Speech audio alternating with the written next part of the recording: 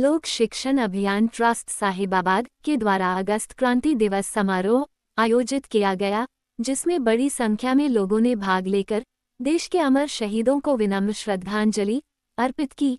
लोक शिक्षण अभियान ट्रस्ट के संस्थापक अध्यक्ष रामदुलार यादव के नेतृत्व में तिरंगा यात्रा निकाली गई। इस अवसर पर सभी वक्ताओं ने अगस्त क्रांति पर अपने अपने विचार व्यक्त किए। ज्ञानपीठ के केंद्र के प्रांगण में अगस्त क्रांति, भारत छोड़ो आंदोलन 1942 राष्ट्रपिता महात्मा गांधी के आह्वान पर करो और मरो का नारा और मुंबई में ग्वालियर टैंक मैदान में राष्ट्रीय ध्वज को वीरांगना अरुणा आसिफ अली ने फहराया और भारत की आज़ादी का मार्ग प्रशस्त हुआ। हम 15 अगस्त 1947 को आज़ाद हुए। उसमें 1942 के आंदोलन की बहुत महत्वपूर्ण भूमिका है, क्योंकि देश की 20% जनता असहयोग आंदोलन से जुड़ गई, भारत छोड़ो आंदोलन से जुड़ गई थी। यह आंदोलन स्वतंत्रता सेनानियों तक ही सीमित नहीं था, देश की आम जनता ने इसमें भाग ले लिया था। तो अंग्रेज डर गया और डर कर वह 1947 में भारत को आज़ाद कराया और 26 जनवरी 1950 को हमारा संविधान लागू हुआ। हम लोगों को मौलिक अधिकार मिला, मताधिकार मिला कि हम अपने मत का प्रयोग करके अपनी सरकार बना सकते हैं। लेकिन कुछ ताकतें स्वतंत्रता में भी, मानव के मौलिक अधिकारों पर भी राज्य करना चाहती हैं कि इनके अधिकार खत्म हो, इनका मताधिकार खत्म हो, इन्हें ज़्यादा शिक्षित हो जाएंगे तो प्रश्न करेंगे। वो लगातार काम करती रहती है। ज़्यादातर लोग स्वतंत्रता चाहते हैं और कुछ लोग वर्चस्व चाहते हैं कि हमारा समाज पर एकाधिकार बना रहे, मानसिक गुलामी बनी रहे, लोग मन से परतंत्र रहें। और वह काम आज तक चल रहा है, अब बखूबी चल रहा है, वो खत्म नहीं हुआ। हमें इस पर विचार करना है। हमारे पुरखों ने तो हमें रास्ता दिखा दिया, हमें संविधान दे दिया,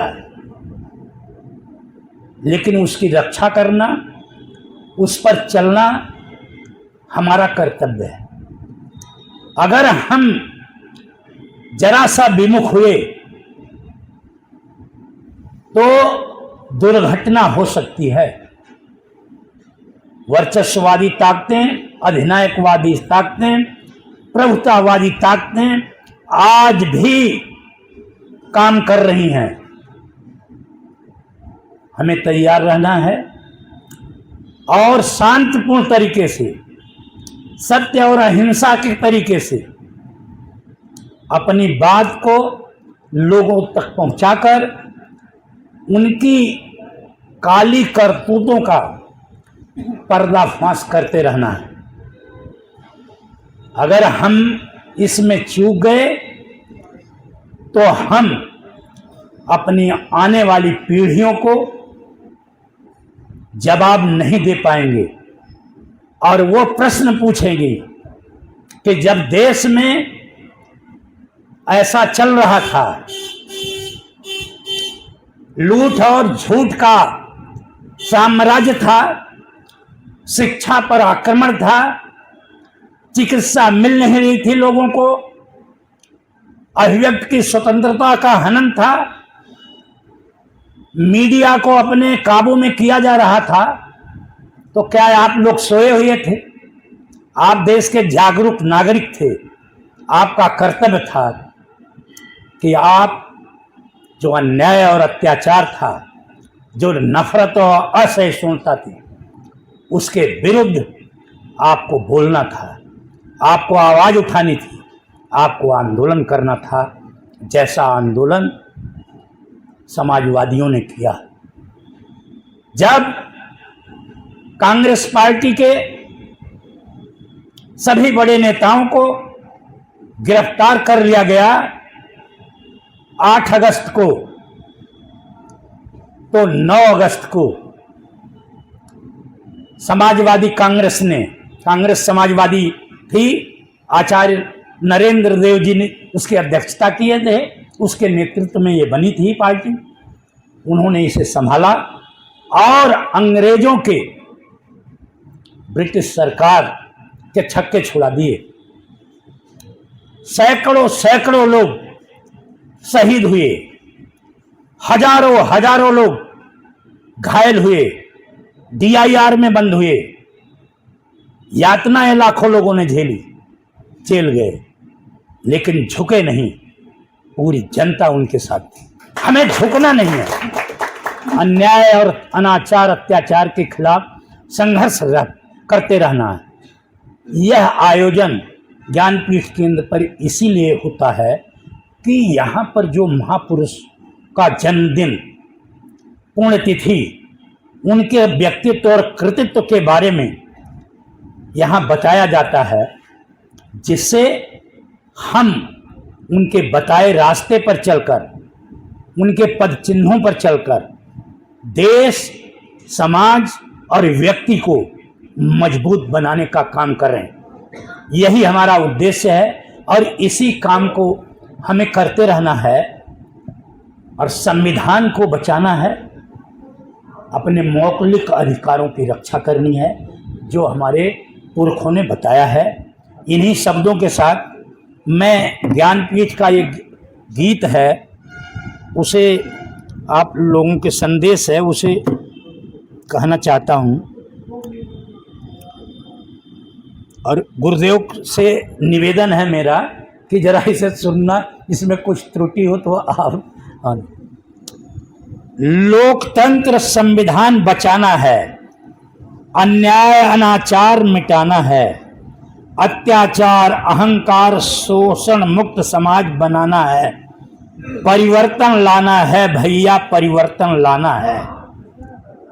झूठ लूट महंगाई जुमलों से जन जन को मुक्त दिलाना है, सद्भाव प्रेम सहयोग और बंधुत्व बढ़ाना है, परिवर्तन लाना है भैया, परिवर्तन लाना है। जाति धर्म से ऊपर उठकर मानव में विश्वास जगाना है, लोकतंत्र को, लोक को शिक्षित करने का अभियान चलाना है, परिवर्तन लाना है भैया, परिवर्तन लाना है। इन्हीं शब्दों के साथ आप लोगों का अभिनंदन करता हूं, आप लोगों का स्वागत करता हूं।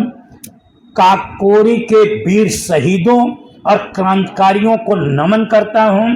भारत छोड़ो आंदोलन के स्वतंत्रता सेनानियों और जो आम जनता इस आंदोलन में शामिल हुई, उनको नमन करता हूं और रक्षाबंधन पर अपनी बहनों और बेटियों को शुभकामना देते हुए उन्हें उज्जवल भविष्य की कामना करता हूं। इन्हीं शब्दों के साथ पुनः आप लोगों का अभिनंदन करता हूं। धन्यवाद।